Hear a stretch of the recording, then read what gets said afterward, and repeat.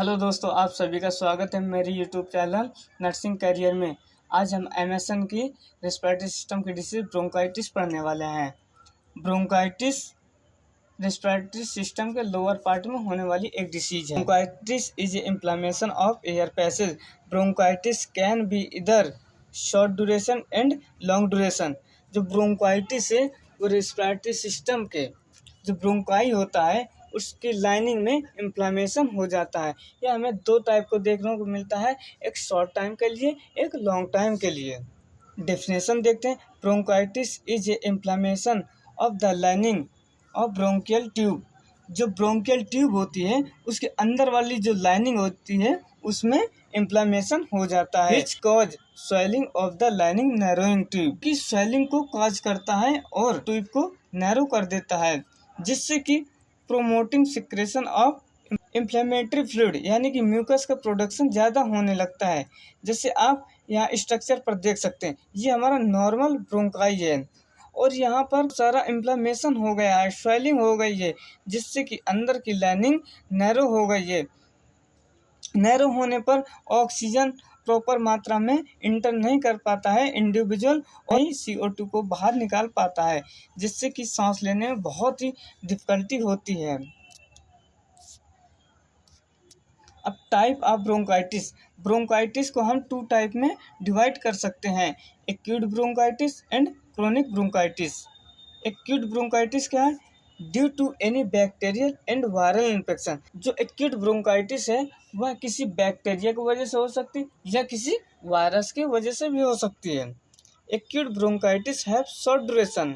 Acute bronchitis कुछ ही time के लिए होती है, जैसे कि maximum 10 days, and it can be cured, और यह जल्द ही ठीक हो जाती है। अब chronic bronchitis due to serious lung disease. Chronic bronchitis तब देखने को मिलती है जब किसी पेशेंट को ऑलरेडी कोई लंग्स डिसीज होती है। Chronic bronchitis have long duration. Chronic bronchitis कुछ टाइम के लिए नहीं होती, यह बहुत ही लंबे समय के लिए होती है, 3 मंथ से लेकर कुछ ईयर तक भी हो सकती है। It can not be cured, और यह जल्दी ठीक नहीं होती है, but treatment help to manage problem. जो इसका ट्रीटमेंट है वह इसके सिम्टम्स को मैनेज कर लेती है, मैनेज करता है, जिससे कि ठीक होने के चांसेस रहते हैं। अब देखेंगे aetiology and risk factor of bronchitis, यानी कि किस किस की वजह से ब्रोंकाइटिस कॉज होता है। यदि कोई पर्सन बहुत ही ज़्यादा मात्रा में स्मोकिंग करता है तो उसको ब्रोंकाइटिस होने के चांसेस रहते हैं।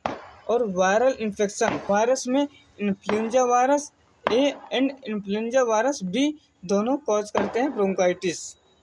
बैक्टीरिया माइकोप्लाज्मा निमोनिया, ये मेन बैक्टीरिया होता है जो कि ब्रोंकाइटिस को कॉज करता है।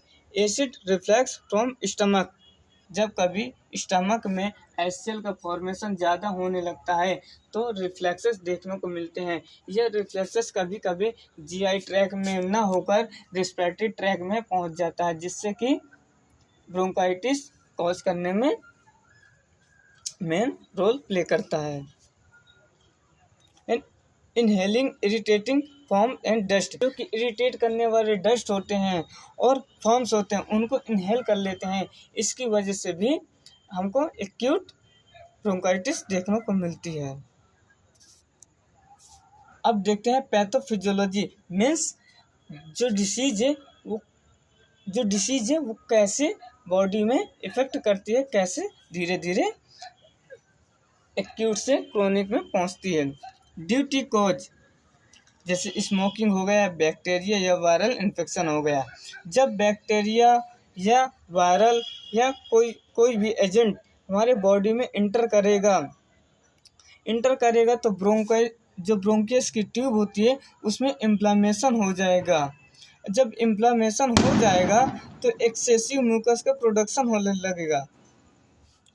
म्यूकस का प्रोडक्शन जब ज़्यादा हो जाएगा तो पोटेंशियल स्मूथ मसल्स कॉन्ट्रैक्शन, और जो स्मूथ मसल्स होती हैं ब्रोंकस में उनका कॉन्ट्रैक्शन हो जाएगा, और जिससे कॉन्ट्रैक्शन हो जाएगा तो ब्रोंको स्पाज्म हो जाएगा। जो हमारे ब्रोंकस है वो स्पाज्म होने लगेगा, जिससे कि हमारा ब्रोंकाइटिस कॉज हो जाता है। क्लिनिकल मैनिफेस्टेशन, जब किसी व्यक्ति को ब्रोंकाइटिस हो जाता है तो सिम्टम देखने को मिलते हैं। सबसे पहले कफ का प्रोडक्शन देखने को हमें मिलेगा। जो पर्सन ब्रोंकाइटिस से इफेक्ट होगा उसको बहुत सारा कफ बार बार आता है। डिस्निया यानी कि डिफ़िकल्टी इन ब्रीदिंग, उसको सांस लेने में बहुत कठिनाई पड़ेगी, बहुत प्रॉब्लम होगी। म्यूकस का प्रोडक्शन बहुत होगा और उसको म्यूकस का प्रोडक्शन भी बहुत देखने को मिलेगा, बार बार म्यूकस का प्रोडक्ट करेगा। एयरवे ऑब्स्ट्रक्शन, जब O2 को अंदर लेगा और CO2 को बाहर निकालेगा तो उसमें बहुत सारा दिक्कत पड़ती है, सांस लेने में दिक्कत पड़ती है। चेस्ट पेन, और उसको बार बार चेस्ट पेन होगा। प्रोलॉन्ग एक्सप्रेशन एंड फीवर, और उस पर्सन को फीवर भी आता रहेगा सुबह शाम। यह काइनोसिस मतलब होता है कि स्किन का कलर चेंज हो जाना, उसकी स्किन ब्लू कलर की होने लगती है। अब देखते हैं डायग्नोसिस इवैल्यूएशन। अब जब पर्सन को डिसीज हो गई है तो उसको क्या क्या इवैल्यूएट करेंगे, क्या क्या देखेंगे। सबसे physical examination, spirometry, pulse oximetry, chest X-ray करेंगे, सीटी स्कैन भी उस पर्सन का करेंगे, स्पुटम का एग्जामिनेशन करेंगे। क्यों? पता करने के लिए कि यह डिसीज जो हुई है वह वायरल इन्फेक्शन के द्वारा हुआ है या बैक्टीरिया इन्फेक्शन के द्वारा हुआ है या किसी ऑलरेडी लंग्स डिसीज की वजह से हुआ है। ब्लड टेस्ट करेंगे, इसमें WBC की मात्रा इंक्रीज हो जाएगी क्योंकि वहाँ पर इन्फ्लामेशन हो रहा है। जब इन्फ्लामेशन बॉडी में होता है तो WBC ऑटोमेटिक इंक्रीज होने लगती है। अब मैनेजमेंट पढ़ते हैं। मैनेजमेंट को हम 4 भागों में डिवाइड किया है। ब्रोंकोडायलेटर जो कि मेडिसिन है, and hydration, and corticosteroid and antibiotics. Bronchodilator, these are those drugs which is dilate the bronchus muscles। ये ऐसी ड्रग्स होती हैं जो कि ब्रोंकस की जो मसल्स होती हैं उसको डायलेट कर देती है, एयरवे को डायलेट कर देता है, चौड़ा कर देता है, जिससे कि एयर पास आउट करने में या इनटेक करने में प्रॉब्लम क्रिएट नहीं होती है। जैसे कि एग्जाम्पल में साल्बिट्रमोल हो गया, फॉर्मेट्रोल हो गया। And good hydration, drinking plenty of fluid can help thin the thick mucus that closing airway। और उस पेशेंट को हम प्लेंटी फ्लूइड देंगे। प्लेंटी फ्लूइड जो म्यूकस होता है उसको थिन कर देता है, पतला कर देता है। Corticosteroid, these are those medicine which is use to reduce the inflammation. ये ऐसी ड्रग्स होते हैं जो कि इन्फ्लेमेशन को रिड्यूस करता है, जैसे कि प्रेडनिसोलोन एंड मेथाइल प्रेडिनोसोलोन। यदि डिसीज बैक्टीरिया इन्फेक्शन के थ्रू हुए तो उसको एंटीबायोटिक थेरेपी भी प्रोवाइड कर देंगे।